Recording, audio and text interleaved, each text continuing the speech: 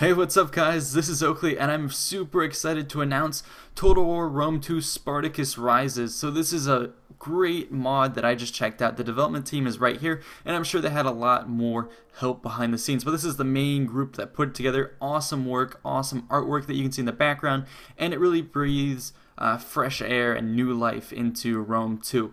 However, it does sort of require that you have Hannibal at the gates because it does focus on the more condensed map which depicts Spain, Italy, and North Africa. So that's what you're going to be seeing here. The main playable factions are going to be the Sartorial Rebels, Rome herself, and then you're going to have the Servile Forces, which is going to be Spartacus's troops, and it's going to be the Servile Rebellion. So this is the third Servile Rebellion. And then you have the Lusitania and the Arevasi. So they give you a little bit of background information on the history right here. And at this point in time, Rome has been thrown into all sorts of turmoil. And yeah, lots of chaos has been going on at Rome. It's sort of politics has devolved into bloodshed and lots of feuds. So the murder of the Gracchi brothers when they had tried to do reform was the first time you have sort of large bloodshed in Rome. And so politics just got more and more poisoned at that point, and you have more and more factions competing against each other. And this is where you have the social war happens, which is Rome against the Italian allies to see if they could be actually part of the citizenry. And then you have the Mithridatic wars, and then the proscriptions with Sulla and Cinna, and you have Marius and all those other people competing for power in Rome, and it all goes to hell. And in the chaos of all of this, as you have the Sartorial Rebels, and then you have the Mithridatic wars, and then recovery from the social wars, then you have Spartacus who comes in, and you have the Third Servile War. So it's just all sorts of chaos that's going on, and I think it's really well represented in this. Anyways, there's 20 new units available to you. The Servile Rebels here are mostly going to be Gladiators, and then also sort of units that look like Romans. And yeah, you have sort of minimal access to a variety of troops. However, you can still recruit mercenaries, and some of the costs, you'll see, I'll go over that later, it plays out differently. Rome stays kind of the same, and then the Sartorial Rebels are going to be a mix between Rome and Spanish/Iberian troops, which is really cool to see. And historically, the Sartorial Rebels, they were led by Sertorious, who was he became a Roman general, and he was sort of a splinter group. He was against Sulla, and so he was actually in Spain, and he took command there, and he was leading the opposition in that portion. And it was actually he was asked by the Lusitani to lead their armies, and so he had an infusion of himself leading Roman troops and sort of the more Iberian-centered way of battle, which was fast, mobile, ambush, guerrilla tactics. And so that's where you see the blend of these Roman troops with the Spanish troops, and you also have some pretty good cavalry forces at your disposal, so it makes for a very interesting way to play the game. The forces themselves that you can see here, I'm going to be going over. This is going to be the Sertorian troops. So a lot of cool cavalry, and you can see some of them here are very swift units. And then what I really like about the Roman troops here is they have sort of a Spanish influence to them. Lots of different armor and variety of them. It's really cool how he has different names for the specific cohorts, so you can recruit the cohorts from a particular region of Spain, and they'll have their own different names and different looks to them and different stats. But as I said, they do have that Iberian look to them at some point. So I thought it was a really cool feel, and you really felt like you were fighting against Rome with some sort of mix-mash faction. Also, they added some new units. So for instance here, the Balearic Archers.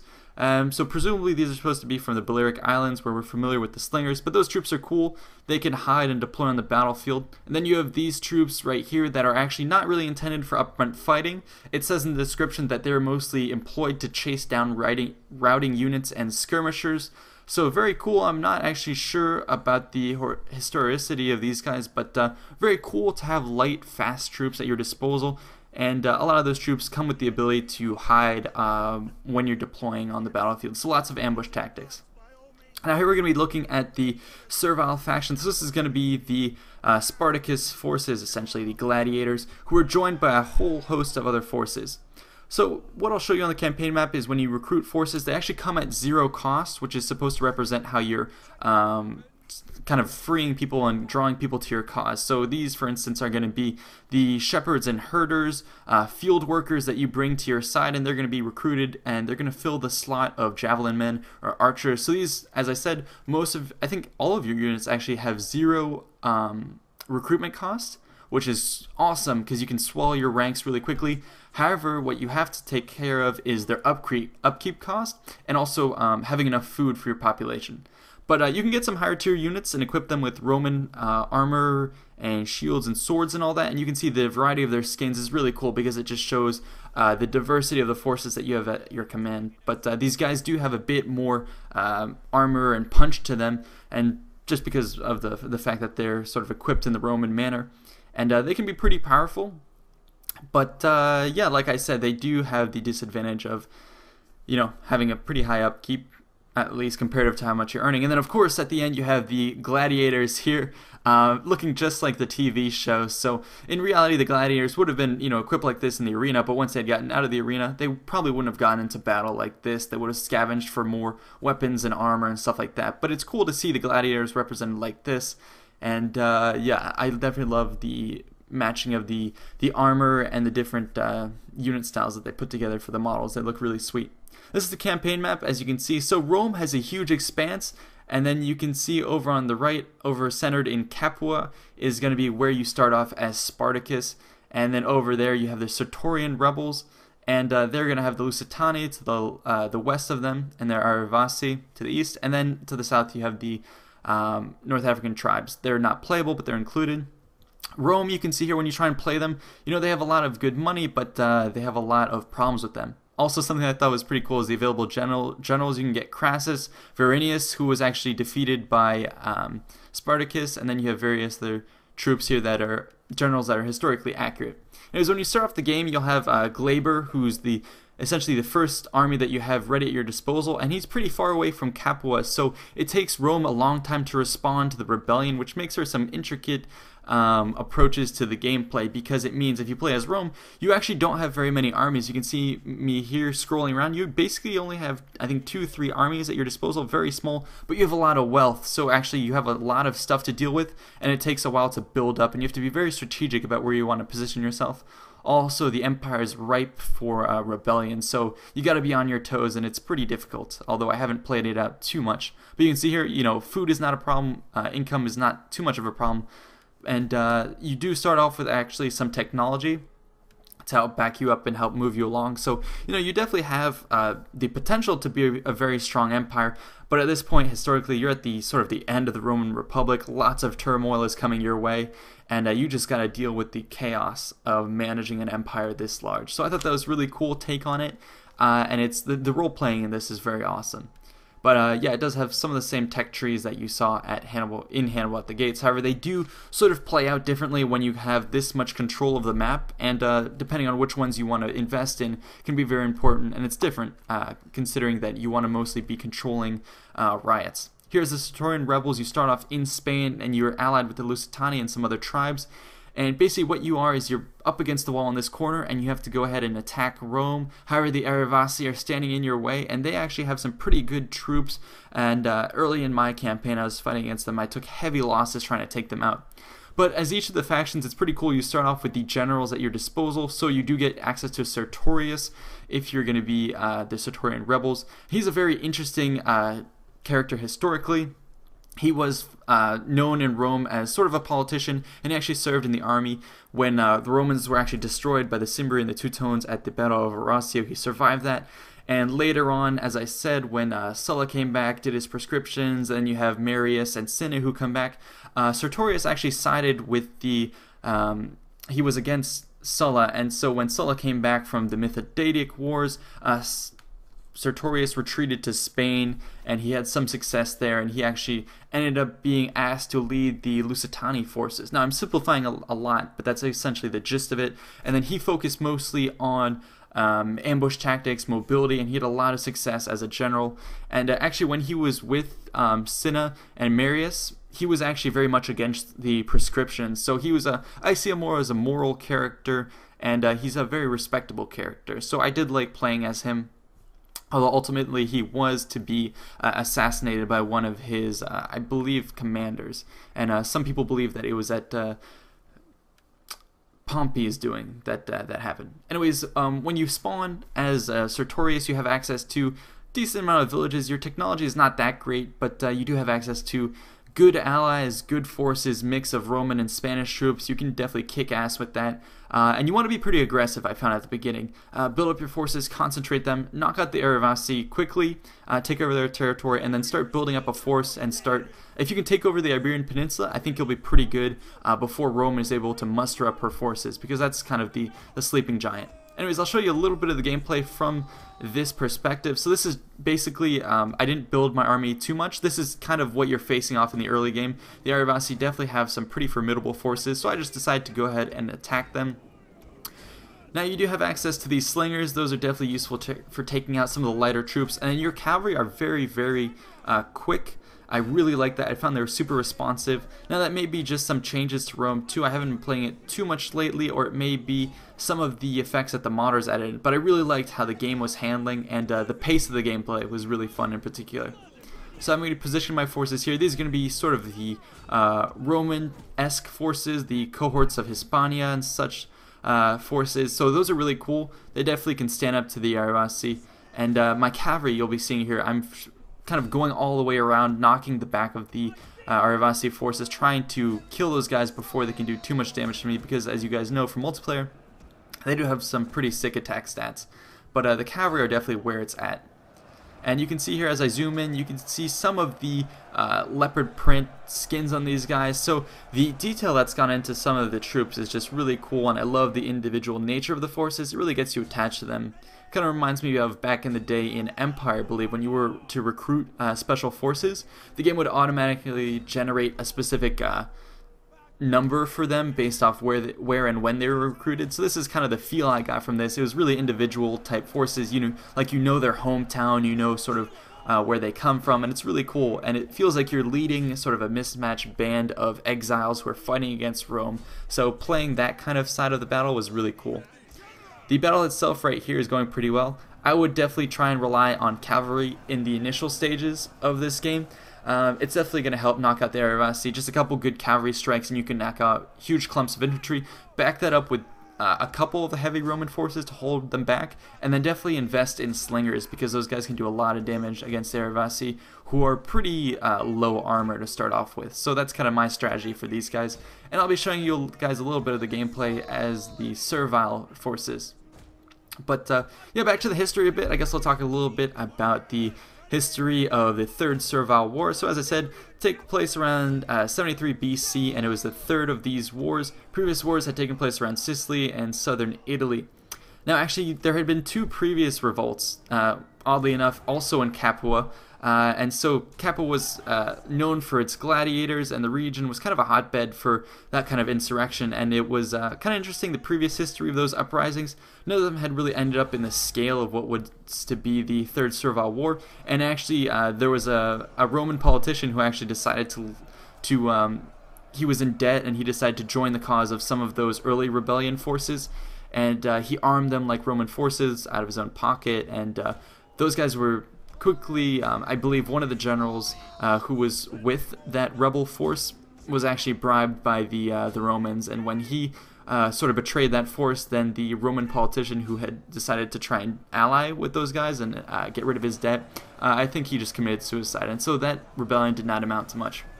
Anyways, the Third Servile War is going to be sparked when Spartacus and I believe 73 other gladiators escaped from the gladiator school at Capua. And so here I'm going to be showing you where I ended up with my campaign after a decent amount of turns. So you can see me here. What am I doing? I am actually in North Africa with Spartacus. So it's pretty cool. I took over the city, and I'll trace back sort of where I've been. But my force got pretty large. And yeah, you get a pretty decent amount of recruitment here. The servile veterans are very good, servile infantry. And you can see the recruitment cost is 0, like I was saying. However, when you do recruit them, it does take 2 turns to get them for some of the larger, better troops.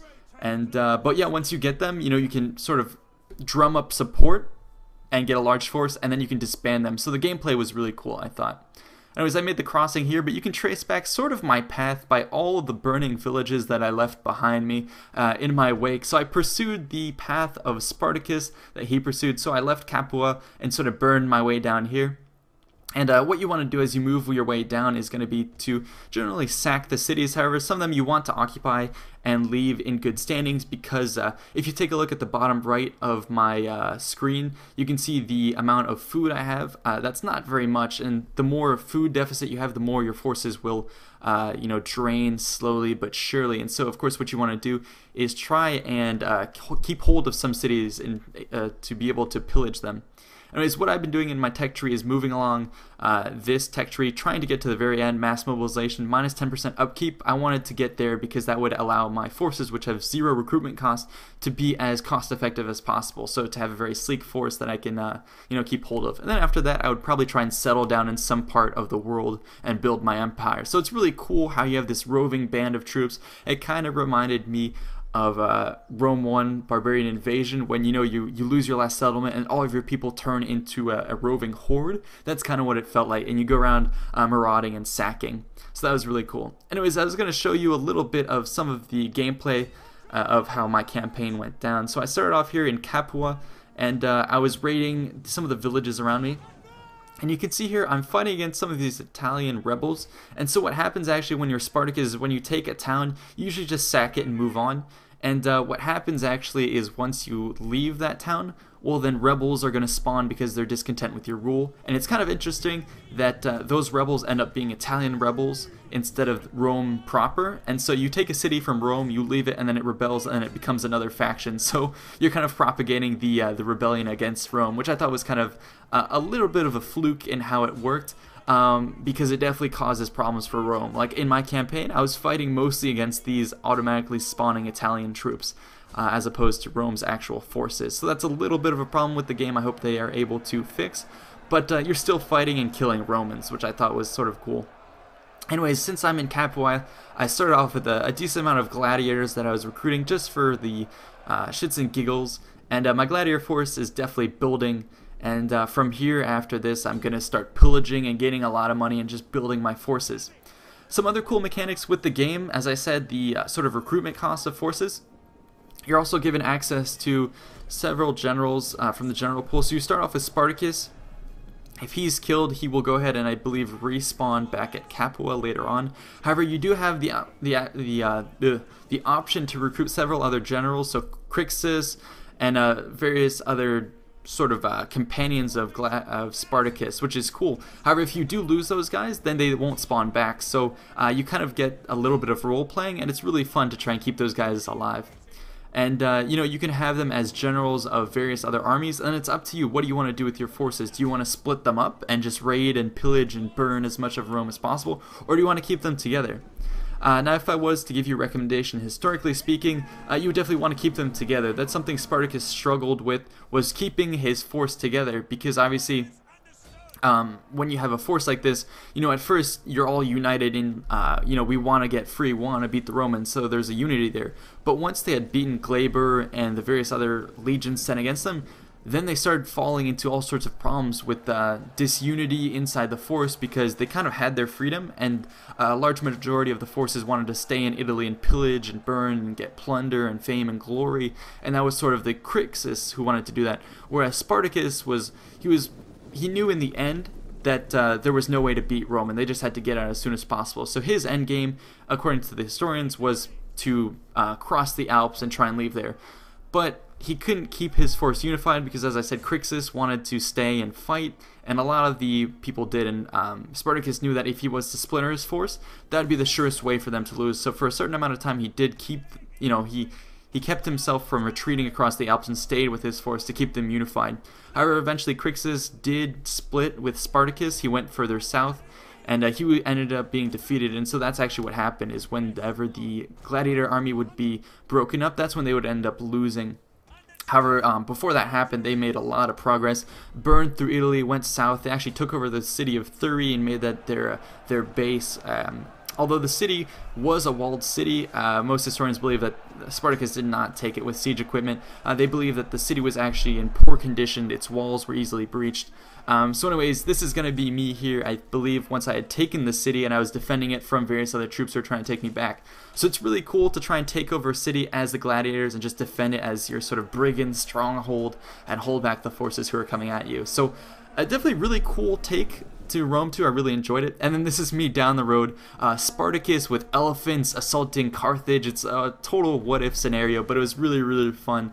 So the Romans have chased after me, and here they're having a D-Day. They're trying to chase me down sort of at the world's end, but I'm giving them a taste of their own menace and just destroying these guys. Something to note, actually, a couple things about Spartacus. So Spartacus, Appian records that he was actually from Thrace. There's some people who claim that no, Spartacus was actually a Thracian because he fought in a Thracian way as a gladiator in the arena. Actually, I'm not sure about that claim. The ancient historians do seem pretty adamant that he was a Thracian from Thrace, although, you know, they have been liable to not having all their history straight, but I generally tend to side with the historians who say he was in fact a Thracian. And actually, when it concerns how he fought in the arena, actually multiple sources that I've read said that he actually fought as a murmillo, which was actually not in the Thracian way of fighting. He was actually, his type of gladiator was the one who was fighting against the Thracians, who was the Thracian fighter. So in the arena, he actually fought against the Thracian fighting style. So kind of weird type of thing there, but that's a little bit of the history. Besides that, not much is known about Spartacus, besides some of the sources saying that he was actually serving as in the Roman auxiliary at some point, which sort of is why he knew so much about the Roman military and sort of the inevitability of how they would eventually crush his forces. But yeah, this is me going ahead and taking out Carthage. You'll notice that Carthage at this point is not actually the large city that it was before. That's because Carthage, as you know, after it was taken, was completely destroyed, broken down, and then it later, a new city was founded where it stood. But yeah, I'm going to be going ahead and taking back the city of Carthage, and I didn't progress much further than this in my campaign before making the video. However, my intent is to sort of make a new stronghold in Carthage and rebuild the Carthaginian Empire with Spartacus at the helm and just take out Rome as a sort of phoenix from the ashes rising and taking back Rome. So really cool role playing. I'm looking forward to continuing that. The campaign itself is kind of tricky at first. It's really new to deal with these forces because, as I said, you have zero recruitment cost, but then pretty high upkeep cost, and always you have to be worried about your food. So keep your armies together. That's something I found. You're going to have a lot of attrition over time. You know, every small battle you'll lose a couple men, and yes, you can recruit more, but the more you recruit, the more money you lose, you go into debt, you get more desertions, and then the larger the force you have, the more food they take, and there's a lot to balance. So keep your army together, upgrade them, get them veteraned, and then just attack city by city by city. I would say move out of the Italian peninsula. There's too much going on there. Get across the ocean if you can, and you know, meet up with the Sartorial Rebels. Hopefully, make contact with the people in North Africa and the other enemies of Rome, and try and ally with them. And that's generally how I would say to go about doing it. Anyway, this is going to be me, the climactic ending of this battle, me coming in with my African elephants. I had been saving up my my plundering money, and I sort of spent it all on these African elephants in order to definitely take out Rome. And these guys helped me bust through, because when you have gladiators who are lightly equipped and a lot of these slave troops, they're not going to do it when it comes to breaking Roman infantry. However, these mercenaries that I was able to get definitely did the trick. So there's a lot of cool things to think about in this campaign. Definitely worth it. I highly recommend this mod, and yeah, very, very cool. Definitely check it out. But I hope you guys can support them. In the description below, I'll link to where you can find out more details. They'll be adding more to the game as well, and I definitely recommend that you guys take a look at or ask the mod community, you know, what can I do to improve the game? What different things can I do to give you feedback? Because this is definitely something that's going to need improvement in the future, and it's definitely fun. It's sort of something that's going to blossom to something larger. But yeah, that's my take on it. I hope you guys enjoyed. I hope you guys check it out. See you next time.